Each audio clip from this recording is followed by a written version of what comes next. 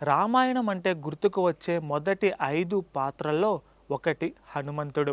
వాయుపుత్రుడైన హనుమంతుడు రాముడి దూతగా లంకా నగరానికి వెళ్ళి అశోకవనంలో దీనంగా కూర్చొని ఉన్న సీతమ్మను చూసి ఆందోళన చెందుతాడు.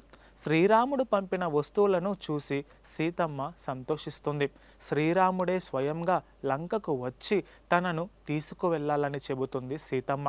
ఆ మాటలు అంటూనే మహాసముద్రాన్ని దాటి రాముడు వానర సేనలను దాటించగలడా అనే సందేహాన్ని వ్యక్తం చేస్తుంది. దానికి హనుమంతుడు చెప్పిన సమాధానం వింటే ఎవరికైనా సరే ఆశ్చర్యం కలుగుతుంది. ఏ వీరుడైనా ఇతరుల ముందు తక్కువ చేసి మాట్లాడుకోడు, కానీ హనుమ అలా కాదు. సీతమ్మకు ధైర్యం తీసుకొచ్చేందుకు, వానర సైన్యం లంకకు చేరుకుంటుందనే భరోసా కల్పించేందుకు వానర వీరులంతా తనకన్నా బలవంతులేనని, తానే అందరిలోకి బలహీనుడని చెబుతాడు. బలహీనుడైన హనుమంతుడే సముద్రాన్ని దాటి లంకకు చేరుకొని లంకా దహనం చేసినప్పుడు అంతకంటే బలవంతులైన వీరులు ఇంకెంత విధ్వంసం సృష్టిస్తారో అని సీతమ్మ ఆనందపడుతుంది.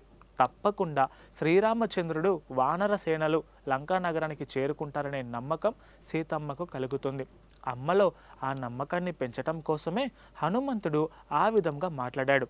అవతలి వారికి ధైర్యాన్ని ఇచ్చేందుకు, భరోసా కల్పించేందుకు అవసరమైతే ఓ మెట్టు దిగిరావటం లేదా తమ బలాన్ని తగ్గించుకొని మాట్లాడటం తప్పేమీ కాదని ఈ సంఘటన మనకు తెలియచేస్తుంది.